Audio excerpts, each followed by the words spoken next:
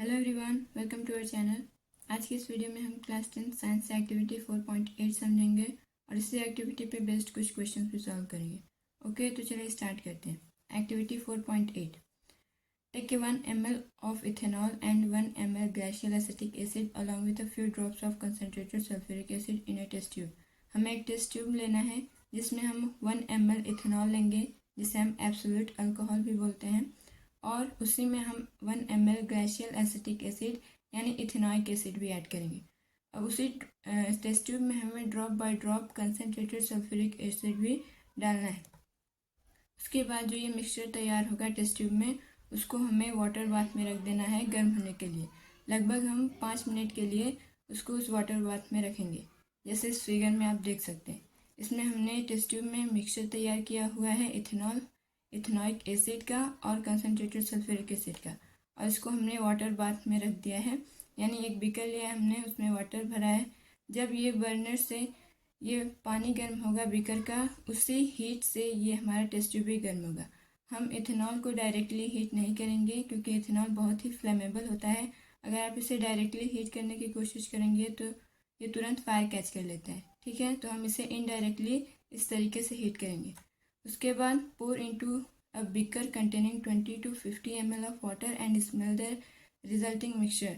जो मिक्सचर तैयार हुआ है, जो उसको गर्म करने के बाद हमें उसको 20 से 50 ml पानी में डालना है और उसको स्मेल करना है, और हमें बताना है कि वो जो रिजल्टिंग मिक्सचर है उसकी स्मेल कैसी है। तो जब एसिड और अल्कोहल आपस में रिएक्ट करते हैं तो हमें ईस्टर और वाटर मिलता है। ईस्टर एक स्वीट स्मेलिंग सब्सटेंस होता है जिसका यूज़ हम परफ्यूम्स बनाने में या फिर फ्लेवरिंग एजेंट के तौर पे इस्तेमाल करते हैं।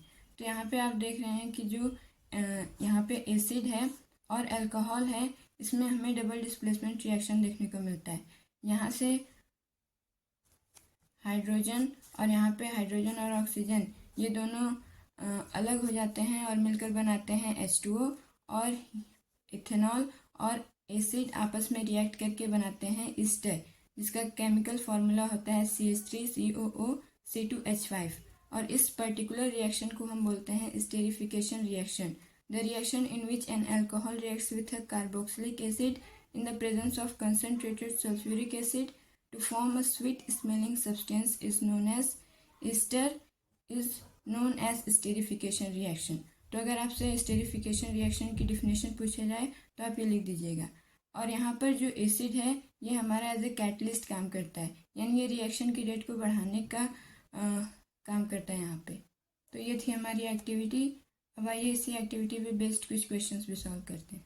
Question number 1, some students studied the physical properties of acetic acid and noted down their observation. Which of the following observation is correct?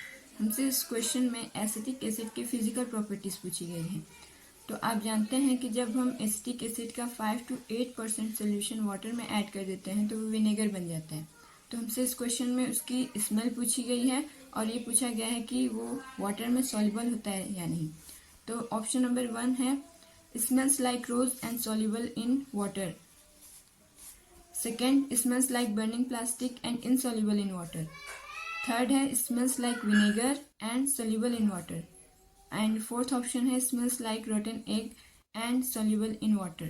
तो इसमें से हमारा ऑप्शन नंबर सी करेक्ट हो जाएगा कि जो एसिटिक एसिड होती है वो विनेगर की तरह स्मेल करती है, और ये विनेगर एसिड में वाटर में सॉल्युबल होता है, जिसकी वजह से हमारी एसिटिक एसिड भी सॉल्युबल होगी वाटर में। तो यहाँ पे ऑप्शन नंबर सी करेक्ट हो जाएगा कि acetic acid smells like vinegar and soluble in water. इस एसिटिक एसिड को हम ग्लेशियल एसिटिक एसिड भी बोलते हैं। ऐसा इसलिए क्योंकि इसकी मेल्टिंग पॉइंट 290 केल्विन के आसपास होती है, जिसकी वजह से ये कोल्ड क्लाइमेट में फ्रीज होने लगता है। इसी वजह से हम इसे ग्लेशियल एसिटिक एसिड भी बोलते हैं। ठीक है, सेकेंड क्वेश्चन है assertion reason type question. Assertion दिया गया हमें, esterification is a process in which a sweet smelling substance is produced. Assertion तो हमारा सही है कि जो स्टेरिफिकेशन रिएक्शन होता है उसमें हमारा एक स्वीट स्मेलिंग सब्सटेंस प्रोड्यूस होता है, जिसे हम बोलते हैं ईस्टर। इसका रीजन दिया गया है कि when esters react with sodium hydroxide and alcohol and sodium salt of carboxylic acid are obtained. तो यहाँ पे रीज़न भी बिल्कुल करेक्ट है कि जब एस्टर सोडियम हाइड्रोक्साइड के साथ रिएक्ट करता है तो हमें अल्कोहल मिलता है और एक साल्ट मिलता है, सोडियम साल्ट कार्बोक्सिलिक एसिड का। लेकिन अब हमें ये चेक करना है कि क्या ये रीज़न असर्शन को करेक्टली एक्सप्लेन कर पा रहा है या नहीं। तो यहाँ पे हमें असर्शन में दिया गया है कि स्टेरिफिकेशन एक ऐसी प्रोसेस होती है जिसमें स्वीट स्मेलिंग सब्सटेंस बनता है, लेकिन उसका रीज़न यहाँ पे मैच नहीं कर रहा है क्योंकि जो रीज़न दिया गया है वो हमारा सैफोनिफिकेशन रिएक्शन के बारे में दिया गया है कि जब ईस्टर रिएक्ट करता है सोडियम हाइड्रोक्साइड से तो हमें अल्कोहल और sodium salt of carboxylic acid मिलता है। तो ये यहाँ पे सैफोनिफिकेशन रिएक्शन की बात की जा रही है। तो यहाँ पे रीज़न बिल्कुल ही असर्शन से मेल नहीं खाता है, नहीं उसको करेक्टली एक्सप्लेन कर पा रहा है। तो यहाँ पे हमारा करेक्ट होगा both assertion and reason are correct but reason is not the correct explanation of assertion. Third question है why should the test tube never be heated without water bath. हमने एक्टिविटी में आपको बताया कि जो टेस्ट ट्यूब था उसको हमें डायरेक्टली हीट नहीं करना है। रीज़न ये था कि इथेनॉल बहुत ही फ्लेमेबल होता है, उस टेस्ट ट्यूब में हमने इथेनॉल भी ऐड किया था। अगर आप उसको डायरेक्टली हीट करने की कोशिश करेंगे तो ये तुरंत ही फायर कैच कर लेगा, इसी वजह से हम इसे इनडायरेक्टली हीट करते हैं। ठीक, तो आंसर हम लिखेंगे because the mixture in a test tube would catch fire as alcohol is an inflammable substance. Question number 4, write to uses of esters. हमें एस्टर्स के 2 यूजेस लिखने हैं। तो पहला होगा कि यूज इन मेकिंग परफ्यूम्स और सेकेंड होगा यूज इन फ्लेवरिंग एजेंट्स। ठीक है, ये 2 यूजेस हमारी एनसीईआरटी में भी गिवन है। तो उम्मीद करते हैं आपको ये एक्टिविटी और ये क्वेश्चंस अच्छे समझ में आए होंगे। मिलते हैं नेक्स्ट वीडियो में। Thank you.